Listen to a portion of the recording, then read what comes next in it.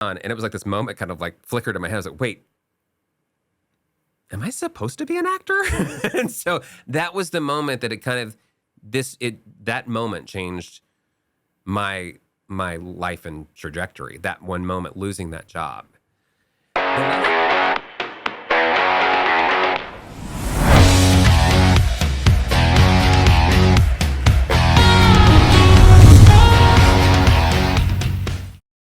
Hey everybody, welcome to today's episode of Talent Agent Talk, where we are bringing you educational lessons and real life stories behind the scenes of film and television.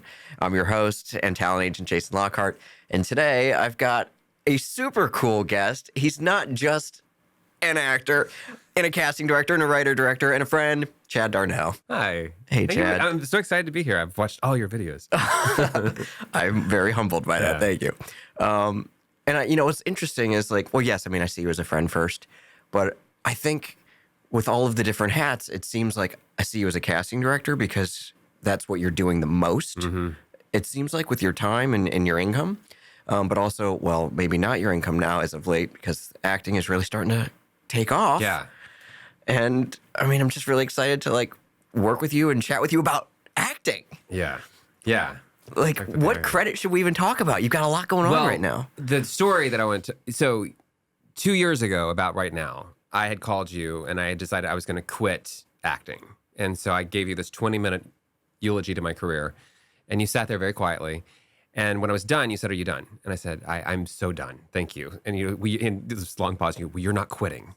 That's not on the table. You're not quitting. I was like, okay. And it was a long pause. And you said, "I've only been submitting you for big roles. I've only been submitting you for guest star." And I said, "Well, no, I'll take any role." And so you said, "Well, let's try some co-star stuff." So the very next audition was for True Lies, and it was for an Austrian croupier. And because I have worked with Carrie Saffron, she did my accent for Hedwig, the German accent for Hedwig, my British accent for Closer. I called her. I'm like, "I'm booking this show." And so we worked together on the accent, sent the audition in, booked the show. And then... It was just a change of mood. It was just it was just, and it was also, I mean, Carrie Saffron's incredible. It was an Austrian role. And so I then found myself 5-6 months dealing with an individual who ruined my life. 2023, this was 2022 when we booked True Lies. I spent the rest of the year in Los Angeles working on a movie that would fall apart. In January. But that was as a writer-director. That was going to be as a casting director and producer. Oh, okay. And then my film that I was supposed to direct as writer-director in January of last year, 2023, the worst year of my entire life. That film fell apart because the individual that I had been working with for a number of years allegedly had committed multiple acts of fraud. And I was part of a Los Angeles Times article that he did not like very much. And it was the worst. It was like the rug had been pulled out from under me. This entire time, I thought I was directing this film. I thought I was writing this film. The film that I directed in 2020, Undertaker's Wife, is being held up in a lawsuit. It'll never see the light of day. My big directorial debut. So then after that happened, then the writer's strike happened. And the actor strike started. And all that time, there's very little auditions. I ended up being the first casting director with the SAG-AFTRA interim agreement. I remember. That was not a great time. Everybody in the country's calling me a scab. Big learning curve. Big learning curve. I was having to make videos on my TikTok and Instagram to educate people on what it was. And then when that was over with, we're now full into the actor strike. I booked a play in Florida, and I was like, there's nothing else I'm going to be doing. So I did that for several months, and we were supposed to extend, and then one of the actors had a conflict, so we ended up not extending. And I was bummed about that, so we did a final performance on a Monday as an industry night. The next morning, I get up and get in my car to drive home, and my mother calls to tell me that my father's in the hospital. And then he passed away 7 weeks later, right before Christmas.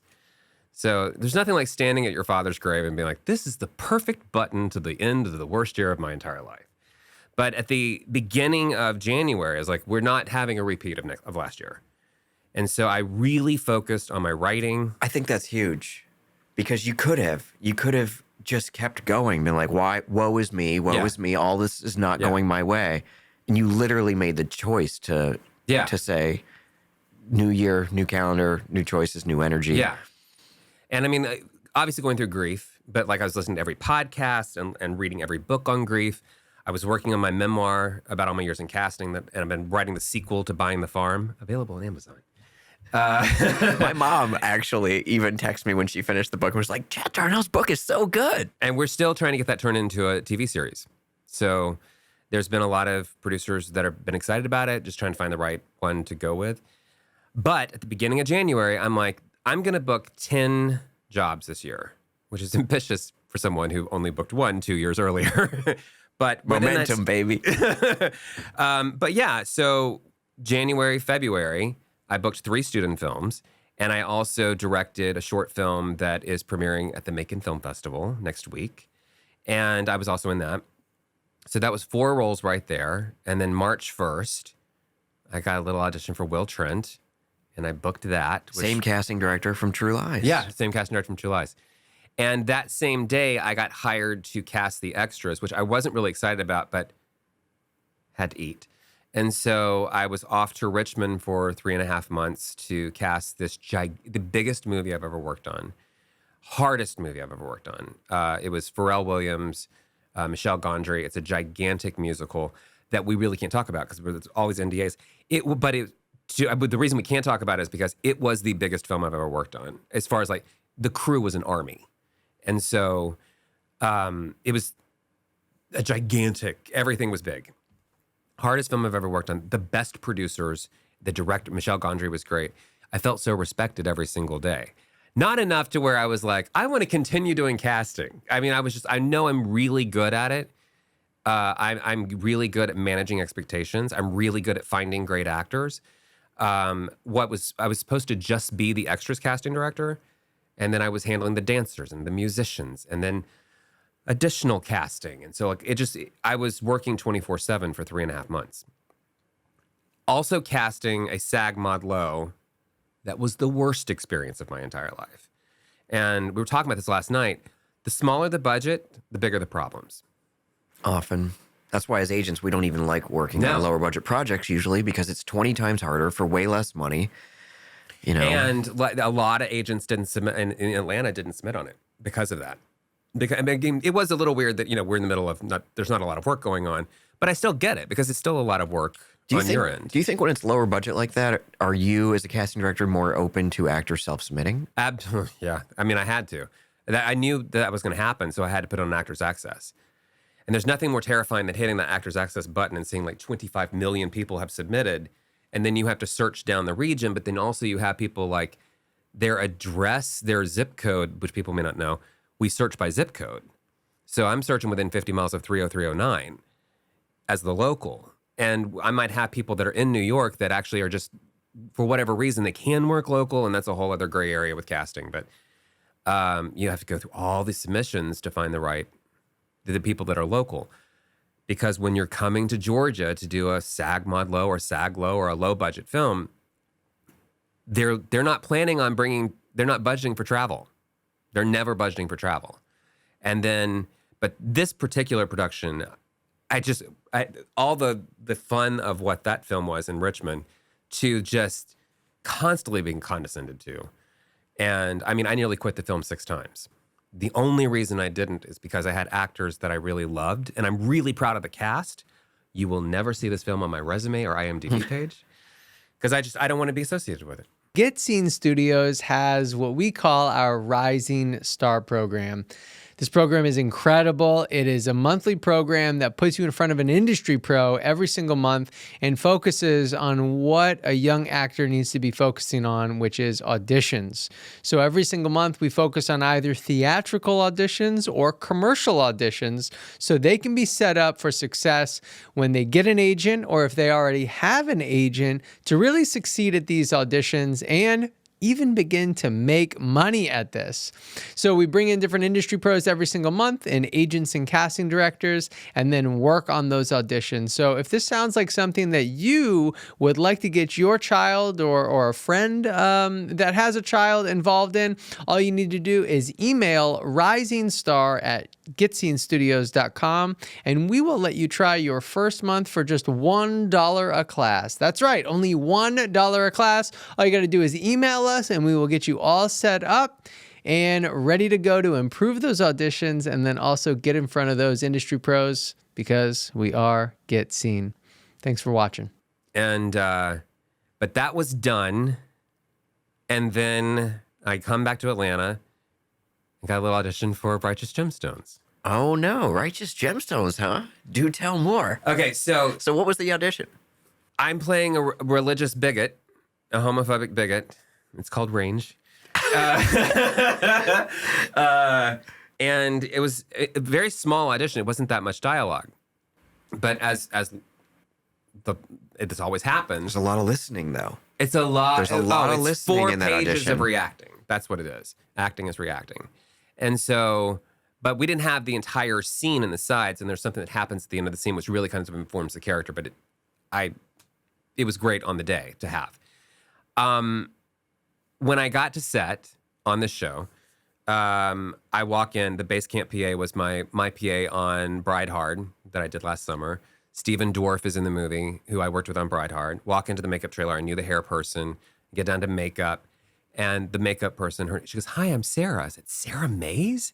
Sarah Mays was the makeup artist on I'll Fly Away 33 years ago. I got started in extras casting, working with Cynthia Stillwell because of I'll Fly Away. I got called in by the second AD on a day that my character wasn't working. And so when I walked in, and I knew that if you get called in, they have to pay you for the day. Yeah. So I walked up to Jonathan and I said, "You have to pay me." He called me in, and he's like, right. This is, years before the internet. And he said, "Well, go to the extras casting office and help them make phone calls." And that's how I got started in extras casting. Wow. Because I never knew that. Jonathan called me in on the wrong day. So the get up to set, we do the first scene. It's a 2-take on Adam and I. And he introduced me to the writers, and they were like, "You're really funny." And I never think of myself as funny. Like, I don't think of myself as I don't do improv. I did it years ago at Dad's Garage, but I don't think of myself as a comedic actor. But again, acting you don't have to. These scripts are so good. All you have to do is just be present. And you're a piece of the story. But then, as I'm getting ready to walk off set, this man comes running around the corner and he grabs me. He's got tall, skinny guy, salt and pepper hair. He goes, "You are so funny. Thank you so much for doing this." He goes, "I'm Jonathan Watson." My second AD from I'll Fly Away. He's now one of the producers on the show. Wow. And I was like, 33 "Jonathan, years. it's me. It's Chad." And he's like, and he had no idea that it was me. And so we caught up very quickly, and we were laughing about that. I said, "This is a full circle moment. This whole thing is so full circle." And he starts laughing, and then they call me back to set. He's like, "You need to go. You need to go." He goes, "But I just wanted to come over and tell you I'm directing your next episode," which is how I found out that I had another episode. Didn't even know we had another episode coming. And so, it's that whole experience that was the moment where I was like, okay, I could actually maybe make this like a living. And back when I was doing the play last year, I was I was up for a big job that I wanted in Savannah as the executive director of the film commission, because I was going to quit acting. I'm looking at the next few years of my life, retirement, insurance. And I spent 7 months gunning for that job. Everybody in my life knew I was gunning for that job, and I didn't get it. And so I was it was the night of our first run through, and I was walking back, and I was mad. I was like screaming at God and the universe. And I walked past a poster of the show on a store, and I looked down, and it was like this moment kind of like flickered in my head. I was like, wait, am I supposed to be an actor? And so that was the moment that it kind of, that moment changed my life and trajectory. That one moment, losing that job. The lesson being, always listen to your agent. I mean, that goes back, 2 years to this point. The lesson I'm hearing is what's not for you sometimes is actually for you. Oh, yes. Like these negative stories that we have in life so often are like dark days or things we really wanted and didn't get. They're necessary for the next thing that we do want. Yeah. I had a really exciting weekend this year, and it was like a highlight of my life and then also a really low point. in the same weekend. And I thought, this makes sense. It makes sense because there's laws of gravity and polar. Yeah. And it just makes sense. Like, we can't have everything we want. We sure can try, but there are just going to be bad things that happen to us, bad days. But the good days will come too. And so it's just, what do we choose to focus on and then run with that into the future? Exactly. Yeah. Which means unlimited episodes, potentially, of the Maybe. Righteous Gemstones. Maybe my bigot will come back. I sure hope so, and I think so. Yeah. We won't say too much. But in kind of wrapping up, also, is there a dream role as an actor you would like to play? What I love about the acting side of mine is when you get the sides, you have no idea what it's going to be. When you open up that, you see the subject line and you have no idea what the show is or the role is going to be. And I've always loved acting for the trickery part of it. Had I opened the, that Actors Access email for Love, Valor, Compassion, I wouldn't have known what the role was. So I kind of leave it open to whatever it's going to be. However, and I have to give you props to this, you gave me the best acting. It was the best. My favorite story, when you came to see me in Hedwig. Do you remember the story? Yeah. God, that was so good. He was so good. I hope you do that again. Well, not as limber as I was. know. But when I did it, we did it at a theater 2 doors down from a very well-known casting director who I was supposed to have worked with a couple months earlier, but allegedly she didn't want to share credit with me. That's what production told me. So I may have made a very off-color joke about her, and people laughed for 5 minutes. And I knew this was an industry night that you came. I knew every single person in the audience. It was all casting directors, it was agents, it was actors. And after the show, everybody's going outside. Do you remember the story? Do you remember what you said to me? I remember we all took that big group photo. Well, okay. So we're walking down, and I said, and you were the last person out because you were in the top row. And you're like, you're like, can I talk to you for a second? And your jaw was like all clenched. Oh. And I said, yeah, what's going on? And you said, you need to be like really careful. And at first I thought it was because of the joke. And I said, it was a good joke. And you're like, I'm not talking about the joke. And I was like, what are you talking? And I thought, was it because I'm running up and down in the heels, like the 7-inch heels in the stairs? And you were like, no. What was in the bottle? You were drinking the whole show. And I said, the bottle. And I turned to look at the stage and I was like, what is he? And then I saw the vodka bottle on stage and went, the vodka bottle? Water, Jason. I would be dead if I drank that much vodka. It was very convincing. You were so convinced. And you're like, that's all it was? I'm like, yes, it was all water. I really did think that you would make that choice, though. That was the greatest compliment I've ever had. So yeah, I'd like to play an alcoholic, clearly, because I convinced you. You were mad. All of us, probably. And then we were like, afterwards, it was like, was my performance that messy that people thought that I was that drunk? I mean, it was like, I was in the back row and I could see it like spilling all over the stage. And yeah. You were sweating and you were so skinny. Yeah, it was very, yeah. But I remember saying, it's like, water, Jason. I said, it's called acting, Jason. That was my favorite compliment that I've ever had. Well, there you have the it. Trickery part of it. That's what I'm into acting for. I love that because, all that really is dedication, discipline. It's making the choice and saying, I'm going to go with this and it's going to be consistent. Yeah. And then we as the audience get to be entertained. Yeah. Well, thank you so much for being here, man. Again, I respect all of the hats that you wear. I've seen stuff you've written and directed, and I've seen you in theater. Like, you really give it your all to everything you do. And I know how much you care about other people and actors. And it goes very noticed by me, and hopefully by saying it here in a public platform, people really know how much you love actors and fight for them, and are one too. Yeah. Thanks. So thank you. And thank you to everyone for tuning in today. We're so glad that you're here. Hopefully you learned something. And if you would like to be a guest on this show because you have an exciting booking story with a lesson, feel free to pitch it directly to us to talentagenttalk@gmail.com. Again, that's talentagenttalk@gmail.com. Thank you so much for tuning in. Thank you to Jesse Malinowski and Get Seen for producing our show. And thank you, Chad, again for being here. Thank you so much. Actually, Chad, the car. in thanking you for being here, I actually have a gift for you as well. Yeah, because since you've binged all the shows, I've binged all the shows. You get a free car. I get a free car. So if you It's don't the Sarah mind, Carpenter bag that she. it is. Very Feel free to reach in, see what you're gonna get. What'd you get? Oh, Can I get my card back? What'd you get? The Tesla. No, this is appropriate. I mean, you did have a Prius for a long time. I did. My Prius was murdered in a drunk driving accident last year. Worst year of my life. No, this is appropriate, actually. It could be considered an upgrade from a Prius. Yeah. I don't know, you know? It's To appropriate. each their own. Those who know. All right, well, thank you Thank you, again. my gift. Thank you, Tim. Again, so much for watching. And if you loved that story and were interested to learn more about the casting office that actually cast that show, then I have some really cool news because our sister show, Get Seen Unscripted, actually had them on the show. So you'll see it right here. Do not miss that episode. Over an hour on one-on-one with that casting director, talking about things that they like, don't like, to help give you the edge in your next audition. So thanks again so much for tuning in and watching. Make sure to subscribe if you haven't already. We'll see you on the next one.